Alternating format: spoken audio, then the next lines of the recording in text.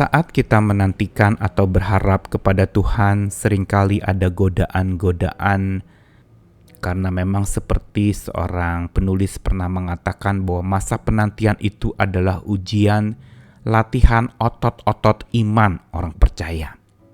Kenapa digunakan latihan otot iman? Karena pada masa penantian itu iman seseorang sedang diuji, ketangguhan, kekokohan, kekuatannya.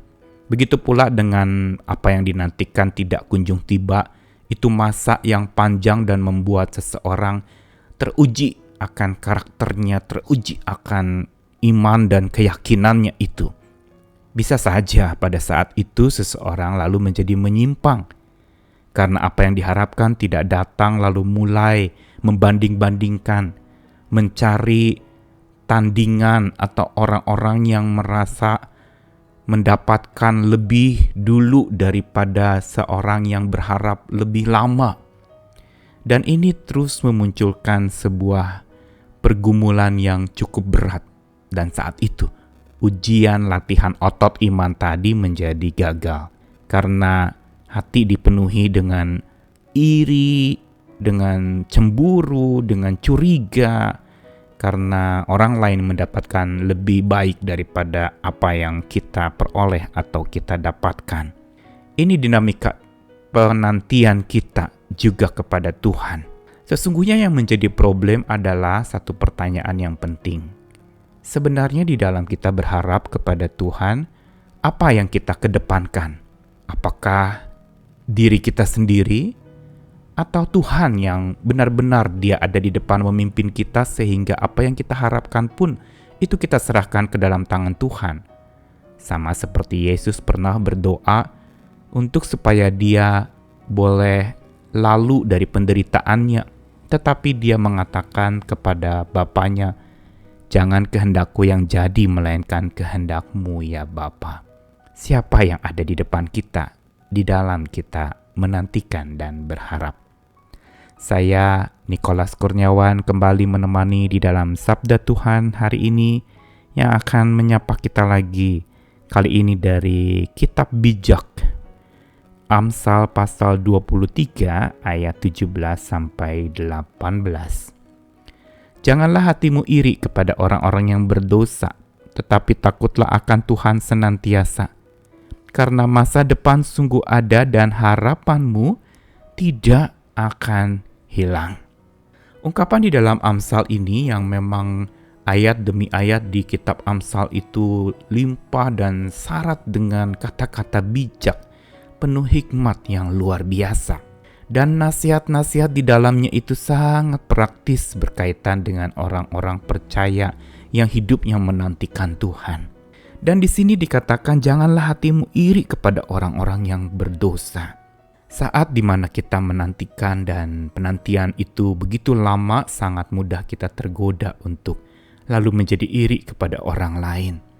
Merasa bahwa orang lain menantikan begitu cepat dan memperoleh begitu sesegera mungkin, bahkan apa yang mereka minta pasti akan mereka dapatkan. Apa yang mereka harapkan itu selalu mereka peroleh, sementara kita menantikan atau kita mengharapkan tidak menerima apa-apa, sehingga kita mulai goyah di dalam masa penantian itu. Ketika Amsal menuliskan janganlah hatimu iri kepada orang-orang yang berdosa, tetapi takutlah akan Tuhan senantiasa. Ini merupakan sebuah petuah yang sangat baik dan bijak sekali, supaya hati kita tetap dicondongkan hanya kepada Tuhan di dalam menantikan Tuhan. Hati kita tidak dicondongkan pada saat membandingkan atau melihat tandingan-tandingan di sekitar kita. Karena ketika kita membandingkan, hasilnya hanya dua. Kita merasa lebih dari orang lain atau kita merasa terpuruk atau lebih rendah dari orang lain. Dan merasa kurang selalu, melihat orang lain selalu lebih baik, pengharapannya selalu terkabulkan, sementara pengharapan kita masih begini-begini saja dan tidak terkabulkan begitu lama. Iri hati selalu menyebabkan kehancuran dan kerusakan otot iman kita. Tetapi takut akan Tuhan senantiasa itulah jalan keluar untuk supaya hidup kita bisa makin terus memuliakan nama Tuhan. Karena itu dikatakan takutlah akan Tuhan senantiasa. Apa maksudnya? Maksudnya takut akan Tuhan di sini bukan bicara takut bahwa Tuhan itu mengerikan. Tetapi takut di sini berarti mengedepankan Tuhan. Menaruh dan memposisikan Tuhan ada di depan kita dan kita ada di hadapannya. Begitu juga arti mengedepankan itu, Tuhan berjalan di depan kita dan kita mengikutinya. Ada dua makna mengedepankan Tuhan. Ketika Tuhan di depan kita berarti kita selalu sadar bahwa hidup kita senantiasa di hadapan Tuhan. Dia ada di depan kita, dia ada di hadapan kita. Tapi mengedepankan Tuhan juga mempunyai makna dia berjalan di depan kita dan kita menjadi pengikut setianya. Ini arti takut akan Tuhan. Mengedepankan dia selalu. Bukan mengedepankan ego kita, bukan mengedepankan perasaan iri hati kita atau perasaan kecewa kita atau segala emosi-emosi kita. Bukan itu yang dikedepankan, tetapi Tuhan sendirilah senantiasa. Yang kita harapkan itu justru kita taruh di depan. Dia ada di hadapan kita dan dia berjalan di depan kita dan kita pengikut-pengikutnya.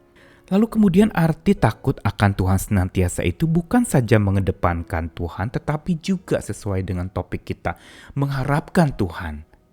Dalam arti satu-satunya yang kita nantikan dan menjadi fokus arah penantian kita adalah hanya kepada Tuhan. Bukan semata harta duniawi yang bisa punah dan musnah, tapi melihat kepada Tuhan yang pada saat kita nantikan dan kita harapkan, kitab suci mengatakan kita akan diberi kekuatan yang baru, berjalan tidak menjadi lesu, dan berlari tidak menjadi lelah, karena kekuatan orang-orang yang menantikan Tuhan itu akan seumpama burung Raja Wali yang terbang tinggi, yang terus kuat dan kokoh di dalam menghadapi badai kehidupan. Dan janjinya pasti, untuk orang yang sungguh mengedepankan dan mengharapkan Tuhan, maka masa depannya sungguh ada. Dikatakan di dalam Amsal 23 ayat 18. Masa depannya sungguh ada berarti selalu ada masa depan. Tidak ada yang namanya masa depan suram. Selalu ada masa depan yang tersedia.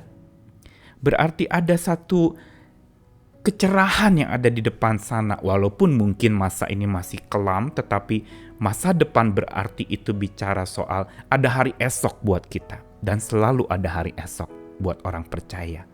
Dan harapan tidak akan hilang. Ini janji Tuhan yang jelas sekali bagi orang yang hidupnya takut akan Tuhan senantiasa. Harapannya tidak akan hilang.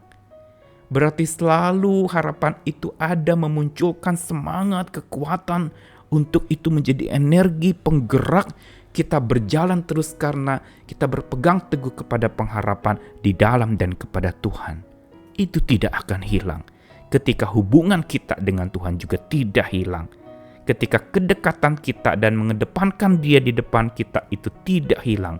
Dan pengharapan kita kepada Tuhan tidak hilang, maka harapan kita pun tidak akan hilang. Karena itu tetaplah terus berjuang agar selalu Tuhan ada di depanmu. Dia selalu memimpin kita dan kita selalu berjalan bersama dengan Dia yang menjadi pandu hidup kita. Tetaplah mengedepankan dan mengharapkan Tuhan senantiasa. Amin.